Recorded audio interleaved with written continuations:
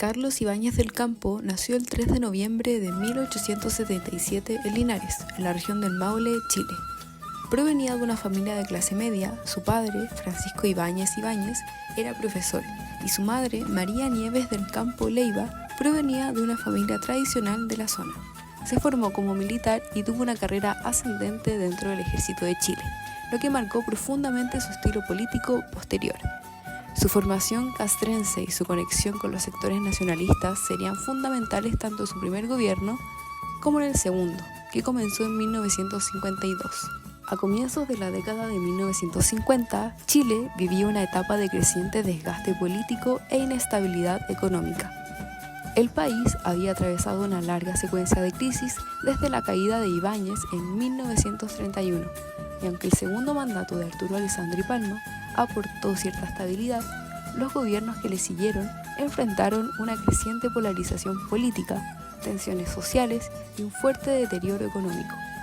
Durante los años 40, los gobiernos radicales impulsaron la modernización del Estado, pero también se vieron marcados por casos de corrupción, una inflación superior al 50% y la proscripción del Partido Comunista en 1948 mediante la llamada Ley Maldita. Fue en este escenario que reapareció una figura que ya había gobernado Chile con mano dura, en la década de 1920, Carlos Ibáñez del Campo. Ahora, con un discurso renovado, más populista y dispuesto a reconectar con el pueblo, prometía barrer con la corrupción, la politiquería y restaurar el orden sin renunciar a las libertades democráticas. Las elecciones del 4 de septiembre de 1952 fueron clave. Fue la primera vez que las mujeres pudieron votar en elecciones presidenciales tras la ley 9292, el 8 de enero de 1949, que instauró el sufragio femenino.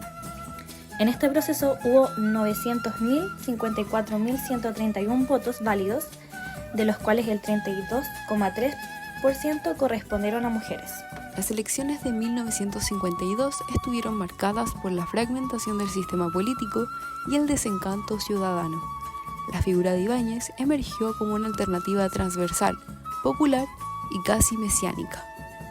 Su símbolo de campaña fue una escoba y su lema, el general de la esperanza. Enarbolaba un mensaje claro: terminar con la corrupción, limpiar el aparato público y devolver la dignidad al pueblo. Compitió contra otros 3 candidatos: Arturo Mate Larraín, representante del Partido Liberal y la derecha empresarial; Pedro Enrique Alfonso, del Partido Radical, respaldado por sectores del oficialismo; y Salvador Allende Gossens, del Partido Socialista de Chile, en su primera campaña presidencial. Carlos Ibáñez se presentó como candidato independiente, pero fue respaldado por una alianza amplia y heterogénea: el Partido Agrario Laborista, el Partido Socialista Popular, el Partido Femenino de Chile, entre otros movimientos regionales y agrupaciones de ex-ibañistas. También recibió el apoyo informal de sectores militares y empresariales que buscaban orden y estabilidad. El resultado fue contundente. Ibáñez obtuvo 446.439 votos, el 46,8%, superando por amplio margen a Arturo Mate Larraín con un 27,8%. Pedro Enrique Alfonso obtuvo 19,9% y Allende un 5,4% de los votos escrutados. Aunque Ibáñez no alcanzó la mayoría absoluta, fue elegido por el Congreso Pleno el 24 de octubre de 1952 con 132 votos a favor. El 4 de noviembre asumió la presidencia por segunda vez. En un gesto simbólico, se colocó la banda presidencial él mismo, en un acto que subrayó su estilo personalista y su desdén por el protocolo tradicional. El segundo gobierno de Ibáñez comenzó con grandes expectativas. Su propuesta política mezclaba elementos de nacionalismo económico, intervención estatal y reforma institucional. Los principales objetivos de su mandato eran limpiar la administración pública de prácticas corruptas y clientelistas, reorganizar el aparato del Estado para hacerlo más eficiente, controlar la inflación galopante y reactivar la economía nacional, impulsar una mayor participación del Estado en áreas clave como el petróleo, la energía, la vivienda y la salud, reformar el sistema político, hacerlo más transparente y limitar el poder de los partidos tradicionales. Él apoyaba los derechos de las mujeres, como se reflejó en su apoyo desde el partido femenino y presentación en una campaña inclusiva. Sin embargo, estos objetivos pronto se enfrentaron con obstáculos estructurales. Ibáñez carecía de una coalición política sólida y coherente. Su apoyo electoral se basaba en uniones circunstanciales y partidos pequeños sin fuerza parlamentaria suficiente. Además, el deterioro económico requería decisiones impopulares que entraban en tensión con su imagen de caudillo popular. A pesar de enfrentar diversas dificultades, el segundo gobierno de Carlos Ibáñez del Campo impulsó transformaciones institucionales profundas que dejaron una huella duradera en la estructura del Estado chileno. En el ámbito de las reformas estructurales y modernización del Estado, 1953 fue un año clave.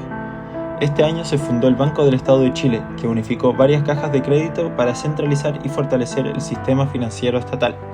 Además, se creó la Corporación de la Vivienda, o Corvi, con el objetivo de enfrentar el creciente déficit habitacional. Al mismo tiempo, se potenció la Corporación del Fomento de la Producción, o la Corfo, que jugó un papel crucial en la industrialización del país, promoviendo empresas como Iansa en la industria azucarera, CAP en la producción del acero y facilitó la expansión de Endesa en el ámbito de la energía eléctrica. En el sector energético, se consolidó la Empresa Nacional del Petróleo, la ENAP, destacando la instalación de la refinería de Concón. En materia educativa, se fortalecieron las escuelas técnicas y se creó la Superintendencia de Educación, avanzando hacia una mayor regulación y profesionalización del sistema educativo. Por otro lado, se consolidó el Servicio Nacional de Salud, que permitió centralizar la atención médica pública, mejorando el acceso y la cobertura en salud. En cuanto a la política internacional, Ibáñez optó por una estrategia de cooperación con los países vecinos, especialmente con Argentina, con quien firmó en 1953 un tratado de unión económica.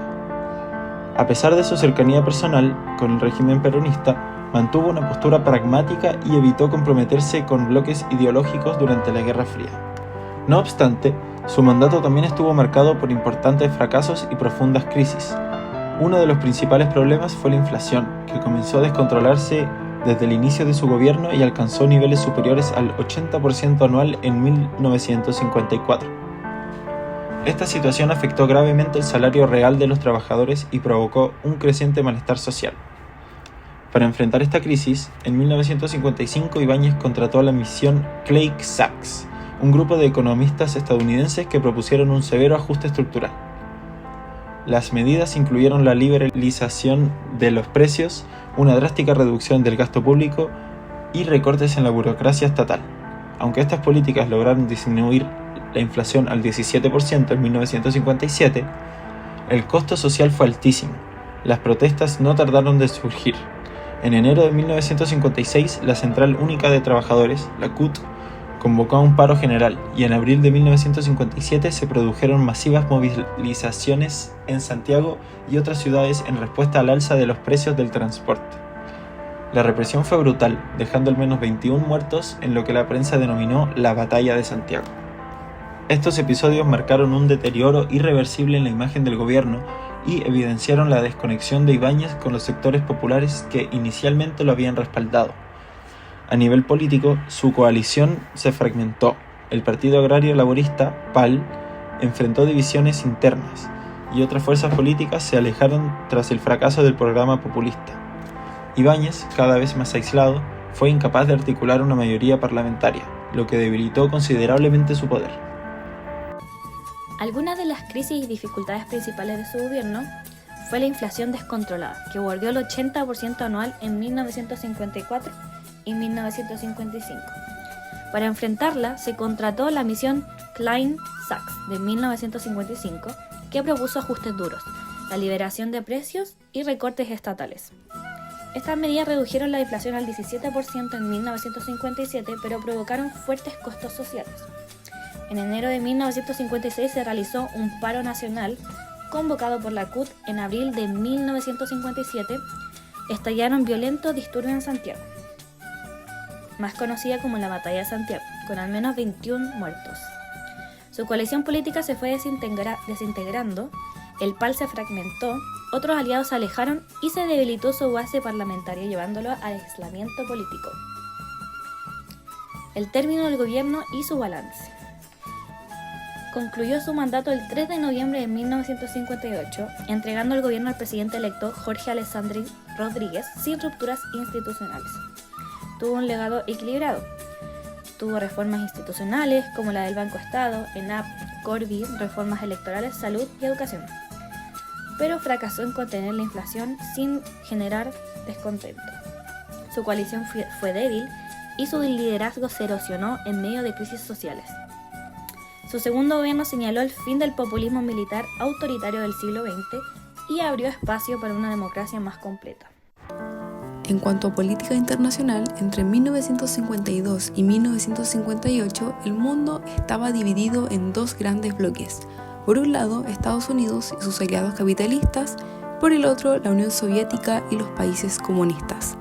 Era el periodo más tenso de la Guerra Fría, una confrontación ideológica y política que, aunque no llegó a enfrentamientos directos entre las potencias, sí marcó el destino de millones de personas. La Guerra Fría también se vivía a través del espionaje, la propaganda, la carrera armamentista y, a partir de 1957, la carrera espacial cuando la Unión Soviética lanzó el primer satélite artificial de la historia. En 1952, en América Latina, un pequeño país comenzaba a convertirse en foco de atención, Cuba. Ese mismo año, el general Fulgencio Batista dio un golpe de Estado y tomó el poder en Cuba. Su régimen autoritario y aliado de los intereses estadounidenses generó malestar en amplios sectores de la población. Mientras el turismo y los casinos florecían para los extranjeros, el pueblo cubano vivía bajo represión, pobreza y desigualdad. El 26 de julio de 1953, un joven llamado Fidel Castro, junto a un grupo de revolucionarios, intentó asaltar el cuartel Moncada. La operación fracasó, muchos fueron asesinados y Fidel fue encarcelado. Pero lejos de rendirse, en su juicio pronunció un discurso que se volvería icónico: "La historia me absolverá". Durante los siguientes años, el movimiento 26 de julio gana apoyo popular, mientras la dictadura batista se debilita. La revolución crece al margen de los grandes bloques mundiales, pero ya comenzaba a inquietar a Estados Unidos. Así, en pleno corazón de la Guerra Fría, mientras el mundo se dividía entre este y oeste, Cuba se prepara para una revolución que no solo cambiaría su destino, sino que también transformaría el mapa político de América Latina y pondría al continente en el centro del conflicto global. Yendo a la actualidad, la figura de Carlos Ibáñez del Campo es recordada por su legado en diversas instituciones y lugares que llevan su nombre, así como por su impacto en la modernización de Chile durante su gobierno. Su figura sigue presente en la memoria de muchos chilenos, especialmente en lugares como la región de Aysén, nombrada en su honor, y ciudades como Punta Arenas y Linares, donde se le recuerda por su impulso al desarrollo. Numerosas instituciones como la Escuela de Carabineros o el Hospital de Linares llevan su nombre en su honor.